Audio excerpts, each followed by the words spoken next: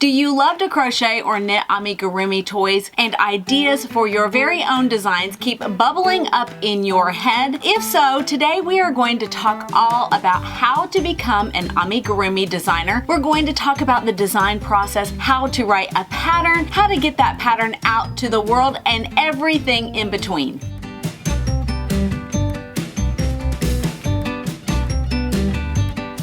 Hi, I'm Elise from the blog LePetitSaintCrochet.com, and I'm an accidental amigurumi designer, and we're going to talk a little bit about that, but I just wanted to make you aware that you're going to find links for all of the resources in the description box below. I'm going to be sharing my own personal experience, but I am definitely not an expert in this area, but I'm sharing resources from those amigurumi designers who actually know what they're doing. So you're going to find links for everything in the description box below. Some of you are already amigurumi designers, some of you want to be amigurumi designers, and some of you are probably like I was not that long ago. You don't even want to be an amigurumi designer, and that's exactly the way I felt not that long ago. I was actually super happy just crocheting toys from other designers' patterns. I really got a lot of enjoyment out of that. And then one day, an idea for a little pig popped up into my brain and I couldn't get it out of my head. And then an entire cast of characters began to develop up here in this squirrely old brain of mine, and I wanted to bring them to life. So I've been working on the Three Little Pigs pattern and I released it very recently, and the Big Bad Wolf is coming out super soon. I am still working on that pattern as we speak. But let's jump right in, and I'm going to share the exact process and all of the steps that I took to become an amigurumi designer, and I will be sprinkling all of that information with resources from those who actually know what they're doing and have a little bit more experience in this area. The first thing to do is to make lots and lots and lots of amigurumi toys, whether you crochet them, knit them, or both. And by lots, I mean oodles, loads, tons, gobs of toys. Make sure that you have perfected those foundational skills like stuffing. Your stitches look really good, that you can embroider the face, and that you can sew on all of those body parts, and that you're happy with the way that your toys look. The next step is to get really good at reading amigurumi patterns. Make sure that you're using a variety of different types of patterns. So you want to try free ones on the internet, but you also want to try paid patterns and actual amigurumi books. And the reason I want you to do that is because I want you to get really good at being able to tell what's a good pattern and what's not a good pattern. Because not all amigurumi patterns are created equal. And one of the reasons I really like amigurumi books is that most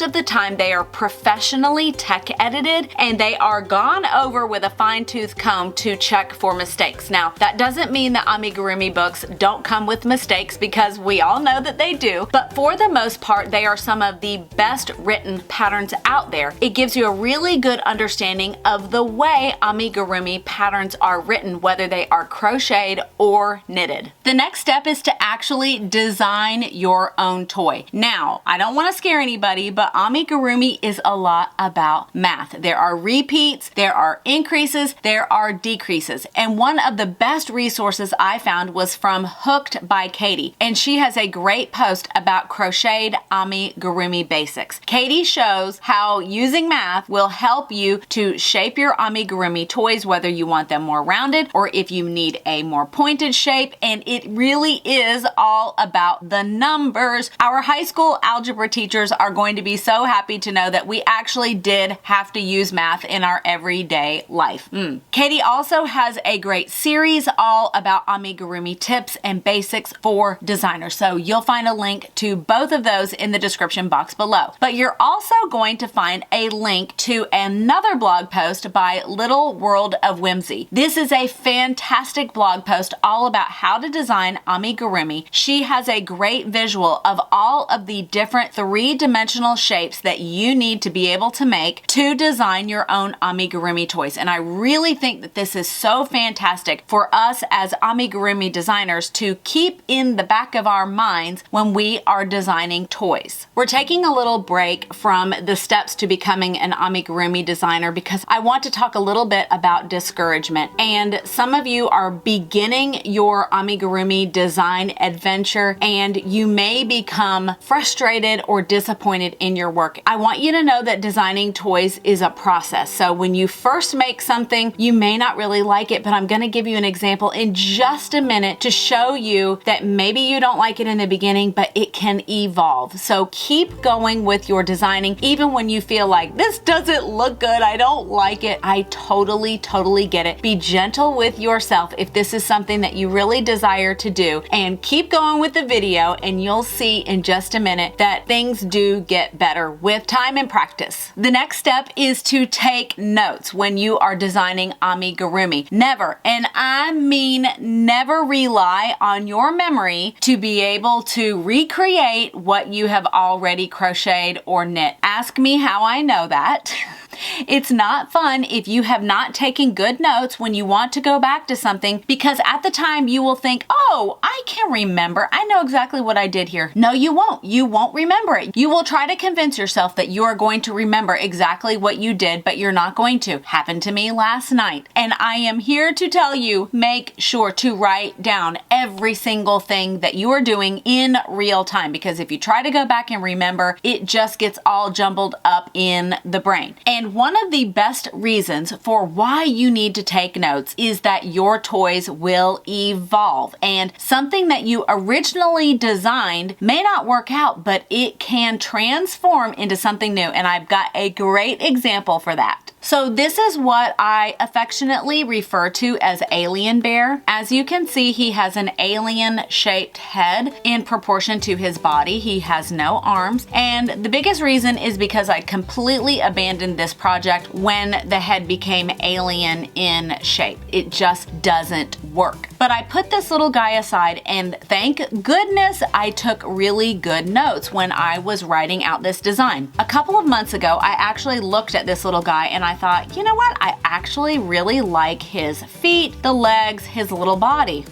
It's that head I don't like, but I actually like everything else. And this is the time when I was beginning to think about this idea for a pig character, and this is how this little piggy was born. So this little pig's body is exactly the alien bear's body as well. It's just a completely different head. And so I was able to change a little bit with the feet and add some socks, but for the most part, it is exactly the same up until the neck area, and I changed that a little bit as well. So this is a really good example of why you should take really good notes and keep them. Don't throw it away just because it's 2 years ago and you think I'll never do anything with that pattern. It really doesn't mean that you won't. And I'm so glad that I kept the notes that I took for the alien bear, and I knew exactly where they were. I can't find my keys or my wallet or my phone to save my life, but I knew exactly where the written pattern for the alien bear was in all of my papers, which is so weird to me that I can find that, but I can't find things that I actually need in real life every day. Take all of that to heart. Keep good notes and just know where they are, because you never know what they can transform into. So now you have crocheted your cute little toy, you've written it all out, and now you actually need to write a proper amigurumi pattern. And this is the part that can get a little bit tricky, but I've got a great resource for you. I would like to thank today's sponsor, Skillshare. I've been a big fan of their platform for quite some time, and I couldn't be happier partnering with them. Skillshare is an online community of lifelong learners. You'll find thousands of inspiring classes to learn new skills or deepen existing passions. I'm excited to share the How to Create and Write Your Own Crochet Pattern class by Lindsay Harris. She walks crocheters through the steps to be able to write your very own pattern. The lessons include working the pattern, finishing notes and project, understanding abbreviations, what to include in the pattern, and finally, writing the pattern. And Skillshare is offering the first 1,000 viewers to click the link in the description box below a 1-month free trial. Another fantastic resource when you are writing your amigurumi pattern is a pattern template for Crochet and Knit Designers by Chantal from Knititude. This is a wildly popular template that a lot of designers use, and it's completely customizable to what you want it to look like with colors and fonts and all of those things. And I really wish that I had known that this was available when I was starting out, because I think it would have made the process a whole lot simpler. But you will find a link for that template in the description box below. One of the most important steps is to find people willing to test your amigurumi pattern. And you may be tempted to skip this part, but I really recommend that you look for pattern testers. I know this can be a bit of a challenge, but Melissa from Woods and Wool has written an excellent blog post all about how to find pattern testers, what to look for in a pattern tester, and how to receive the information that you get from your pattern testers. And a real life example for the importance of pattern testers really has to do with my Three Little Pigs pattern. So for the Three Little Pigs, it is a crocheted toy with knitted clothing. I didn't pay a lot of attention to the differences in tension when people are crocheting and knitting. And my testers gave me excellent feedback with the clothing. And I was able to actually write an entire new part of the pattern and created an actual video tutorial about it